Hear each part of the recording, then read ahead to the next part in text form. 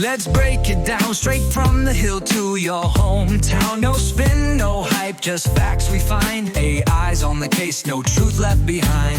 Laws are written, deals are made. Who's got your back, who's throwing shade? We cut through the noise, decode the text, keeping it real. Congress in context, Congress in context, shining the light, breaking it down so you know what's right. Policies, votes, who's working for you? We bring the facts, the power is you. Hey there, deep divers. Welcome to a special Congress in Context edition of our show. I like it. Yeah, today we're diving deep into what club? a proposed law Yeah. that's causing quite a stir. Quite a stir indeed. It's H.R. 25, Otherwise known as? also known as the FairTax Act of 2025. 2025. So, This is a fascinating piece of legislation. I know, right? It really is. It proposes a complete overhaul of the U.S. tax system. I mean, we're talking shifting from the income tax structure Yeah. that we all know and love to a national sales tax. Right, and it's pretty radical. Like, Pretty radical. we're potentially saying goodbye to federal income tax, Yeah. payroll taxes, and even estate taxes. Oof, gone. Imagine That's- filing your taxes on a postcard. That's the idea. Wow. At least. That's a dream. Yeah, it's a bold vision It is. put forward by Representative Carter of Georgia Okay. and several co-sponsors. Uh-huh. Their stated goal is to promote freedom, fairness, and economic opportunity.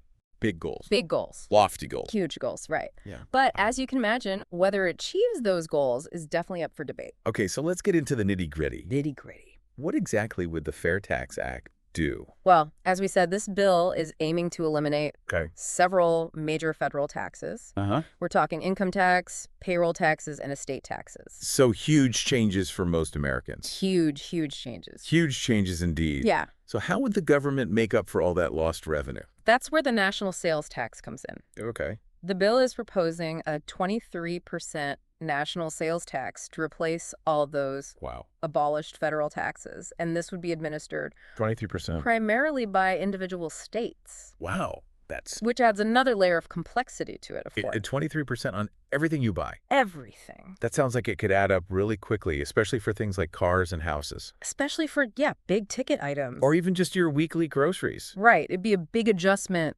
It would. Yeah, the bill does try to address concerns about fairness Okay. with something called a family consumption allowance, Okay. which essentially would be a monthly rebate Okay. to offset the sales tax burden for qualifying families. Oh. Oh. And this would be based on family size and income. So it's like a safety net It is, exactly. for families who might struggle to afford the extra cost. Exactly, yeah. Okay. And this is designed to address the concerns Mm-hmm. that a sales tax could disproportionately impact lower income households. Right. Of course, whether it's enough to truly level the playing field. Yeah. That's the question that a lot of economists are debating right now.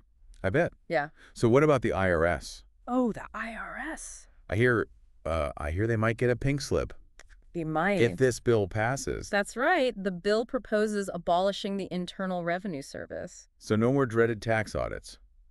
Well, we'll see. I mean, It's kind of hard to picture a world without the IRS. right. It's such a fixture in our system. Yeah, it is. But under the FairTax Act, the responsibility for collecting that sales tax Right. would likely fall to the states. Okay. So that would require a major restructuring For sure. of how we administer taxes in this country. Definitely raises a lot of questions about logistics and implementation. Definitely. But before we get too deep into those weeds, Yeah. let's back up a bit. Back it up. What are some of the key features and mechanics of this proposed sales tax?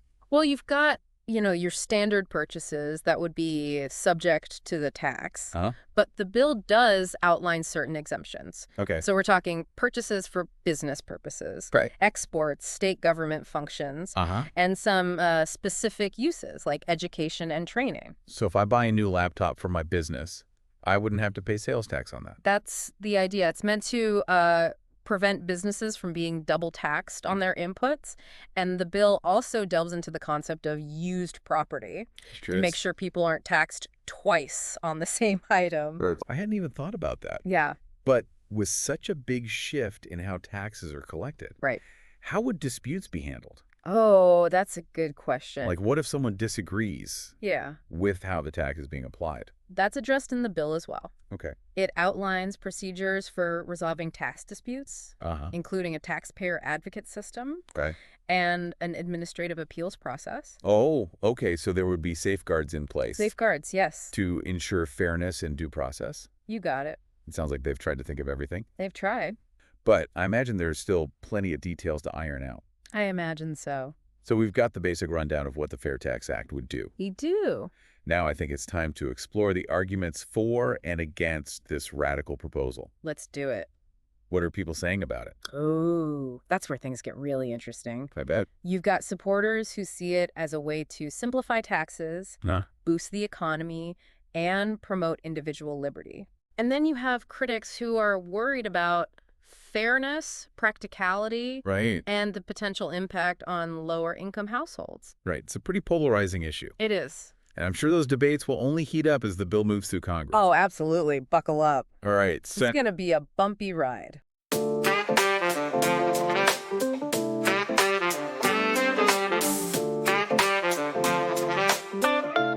Welcome back to the deep dive. We're digging deeper into the FairTax Act of 2025. Right. Last time we kind of laid out the foundation, Yeah. how this bill aims to replace our income tax system with a national sales tax. Yeah. And it's sparked some pretty heated debates, Heated is a good word. Yeah. to say the least. To say the least. Yeah. All right, so let's dive into the heart of those arguments, Let's do it. starting with what supporters of the fair tax find so appealing. Okay, so what's the big draw? Yeah, what's the big draw? Well, one of the loudest cheers you hear is from folks who are tired Okay. of our complex tax code. Yeah. I mean, the fair tax in their eyes is like a breath of fresh air. Right. Simplicity at its finest. I can see that. I can see the appeal. Yeah. No more mountains of paperwork, Nope. scrambling for receipts, No. trying to decipher confusing tax laws. Exactly. With the fair tax, you pay the tax at the point of sale. Right. You're done. No more deductions, exemptions, or loopholes to navigate. Okay. Just a straightforward 23% added to your purchases. All right, so it sounds pretty simple in theory. Simple put. Wouldn't that hit lower income folks harder? Ah, yes. Since they spend a larger proportion of their income on essentials. This is a key concern that Yeah. comes up a lot, and that's one of the reasons why the bill includes that family consumption allowance, Right. which, as we talked about before, aims to provide a monthly rebate Uh-huh. to help offset that sales tax burden Okay. for those qualifying families. So it's like a built-in mechanism to address potential regressivity. It is, yeah. Okay, but is it really enough? That's the million-dollar question. Right. Critics argue it might not fully cushion the blow for those who are really struggling to make ends meet, Right. while supporters believe it's a crucial step toward ensuring fairness. So a fierce debate. Yeah. With valid points on both sides. Absolutely. Okay. Yeah. What So what other arguments are we seeing? Yeah, what are some of the other arguments that supporters make? Well, another big one is the potential for economic growth. Okay. They argue that eliminating the income tax would be like injecting rocket fuel into the economy. Yeah. Businesses would have more money to invest to create jobs, Right. ultimately just boost economic activity. So the idea is that money currently going to taxes Yes. would instead circulate back into the economy, Right, exactly. leading to more prosperity for everyone. Prosperity for all sounds pretty good. Sounds pretty optimistic. It does, but critics are a bit more skeptical. Okay. They worry that a national sales tax could actually discourage consumer spending, Right. especially on those big-ticket items. Yeah. Like, I can see their point. Like, if you know you'll be slapped with a 23% tax on a new car, Oof, yeah. you might be more likely to hold on to your old one Hold on to it. a little longer. Yeah, maybe fix it up a little bit. Exactly. So while supporters paint a rosy picture Urzy. of economic growth, Yeah, critics warn of potential downsides they do. that could offset those gains. Absolutely. Yeah, It seems like almost every argument for the fair tax has a counter-argument against it. it really does. It's back and forth. What else are critics concerned about? Well, they point to the massive undertaking Okay. of implementing such a sweeping change. Right. Imagine all the businesses that would need to revamp their systems Yeah. to collect this new tax. And then you've got the question of the states Right. administering and coordinating with the federal government. Yeah. That Sounds like a logistical nightmare. Potentially a logistical nightmare, yes. And let's not forget about the IRS. Oh, right. Abolishing it would certainly save money. It would. But it also would mean a loss of expertise. Expertise, yeah. And resources that have been built up over decades. For sure. Yeah, critics are worried about that. Yeah. The potential for increased tax evasion. Right. Without a dedicated agency to enforce compliance. Yeah. They argue it could lead to a decrease in overall revenue, which could then, cause a ripple effect and have an effect on other government programs and services. So while some might see the IRS as this bureaucratic behemoth, others see it as a necessary watchdog.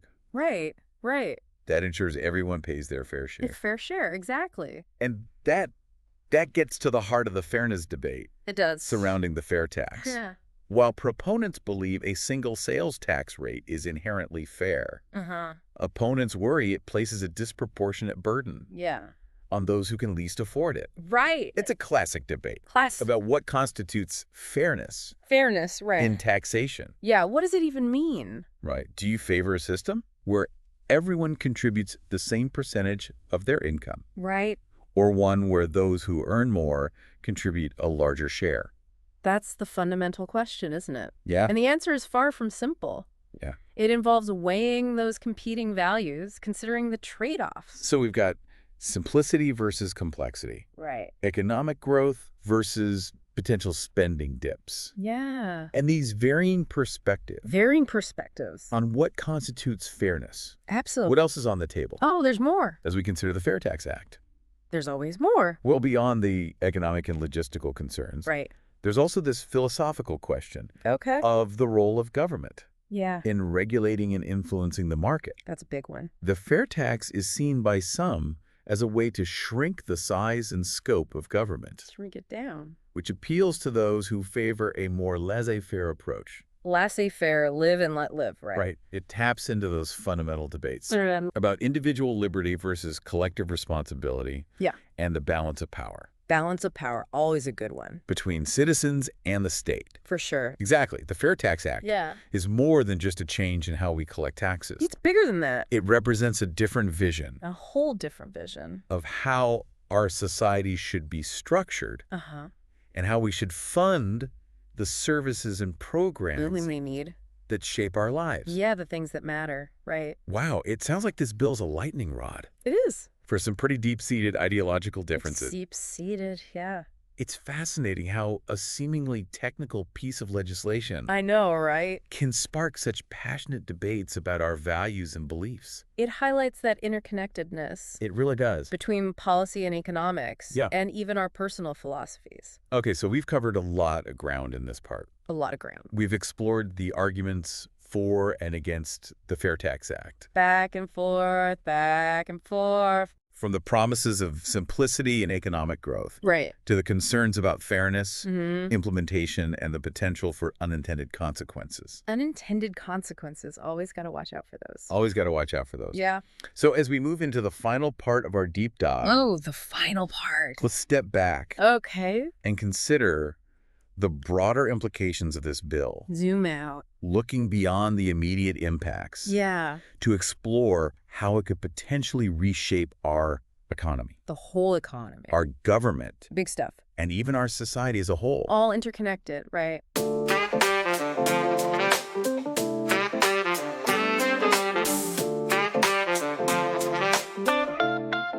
Welcome back to the Deep Dive. We've been unpacking the FairTax Act of 2025. We have. Exploring its potential to really radically reshape the U.S. tax landscape. Big changes? It's a bill that goes beyond. It does. Just simple tweaks and adjustments. Yeah, it really prompts us to rethink how we fund our government and what kind of society we want to be, you know? And in this final part, we're going to zoom out a bit and zoom out. Consider those broader implications of the FairTax Act. Yeah. So what ripple effects might we see? Oh, there are going to be ripple effects for sure. Across the economy, in our individual finances, and even in the way our government functions. Yeah. Let's start with consumer behavior. Okay. Because that's really where the rubber meets the road with this, right? Yeah. Imagine a world where you're no longer paying income tax. Okay. But every purchase you make, from groceries to gas to that new gadget you've been eyeing, has a 23% sales tax tacked on. Wow. That's a big shift. It's a big shift. Do you think people would adjust their spending habits? I think it's almost certain, yes. Some economists are predicting a surge in savings initially as people kind of try to offset that extra cost at the register, while others are suggesting that we might see a spike in spending right before the law goes into effect as people rush to make those big purchases. Oh, interesting. While they're still exempt from the sales tax. Like a pre-fair tax. Yeah, like a pre-fair tax. Shopping spree. Shopping spree. It'd be interesting to watch. It would be fascinating to see how that plays out. But what about the long-term impacts? How would businesses adapt? Businesses, yeah, that's a big question. There are concerns that businesses, especially smaller ones, might struggle to implement the systems needed to collect and remit the sales tax. Right. So we could see some price increases as companies kind of pass on that cost to consumers. And what about industries that currently rely heavily on tax deductions or exemptions? That's a good point. Would they take a hit under the FairTax Act? Yeah. It's hard to say for sure. The bill's proponents argue that the simplified system would ultimately benefit all businesses. But there would definitely be winners and losers in the transition. Right. Some sectors might see significant advantages, while others face some unexpected challenges. It sounds like the FairTax Act could really reshape entire industries. It could. It's a pretty big deal. But let's shift gears a little bit and talk about the government's role. The government, yeah. Abolishing the IRS. Big change. That's a pretty radical move. It is. It raises a lot of questions. It does. About efficiency, accountability, enforcement. Yeah. The responsibility for collecting the national sales tax would likely fall to the states, which, that could lead to some inconsistencies, some administrative headaches. Yeah, and let's not forget about the potential loss of expertise. Expertise, yeah. The IRS, for all its flaws, has a lot of institutional knowledge. It does. And experience in tax administration. It's decades of it, yeah. Could that gap be filled effectively? That's a key concern for a lot of the critics of the bill. They're worried about a decrease in tax compliance and a potential drop in overall revenue, which could then have a ripple effect on government programs and services. So it's not just about collecting taxes. Right. It's about ensuring that those taxes are used effectively. Right. To fund the things we need. To fund the things that we rely on as a society. The things that matter, yeah. And that brings us to the broader social and political landscape. Here we are. The FairTax Act really touches on some pretty fundamental beliefs. About the role of government, economic fairness, and individual liberty. Big concepts. Supporters see it as a way to limit government overreach. Empower individuals to keep more of their hard-earned money. Right. Less for the government, more for the people. Critics, on the other hand, worry about potential inequities. Yeah. And a shift in the burden of taxation towards those who are already struggling. Right, making things harder for those who are already having a tough time. It's a debate that goes to the heart of what we value as a society. Absolutely. And how we envision the relationship between citizens and the state. A very fundamental question. So in a sense, the FairTax Act is a catalyst for these broader conversations. About our values, our priorities, and the kind of future we want to create. What do we want the future to look like, right? Exactly. And while it's still early. It is early. In the legislative process. Minutes could change. This bill has the potential. It does. To spark some much-needed dialogue. We need to talk about these things. About the role of taxes in our society. Absolutely. It's a reminder that these issues aren't just abstract concepts. They're not. They affect real people. They have real-world implications for individuals, families, businesses, communities across the country. That's right. All interconnected. And that's why it's so important for citizens to stay informed.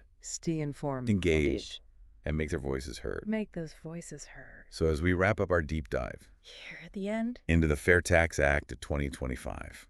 Back where we started. We encourage you to do your own research. Yeah, keep learning. Explore different viewpoints. See all sides. And reach your own conclusions. What do you think? Contact your representatives. Participate in town halls. Get involved. And let your elected officials know what you think. They need to hear from you. The future of our tax system, and by extension our society, We're all in this together. Depends on an informed and active citizenry. That's right, we the people, right? Stay curious, stay engaged, and thanks for joining us on this deep dive. It's been a pleasure diving deep with you.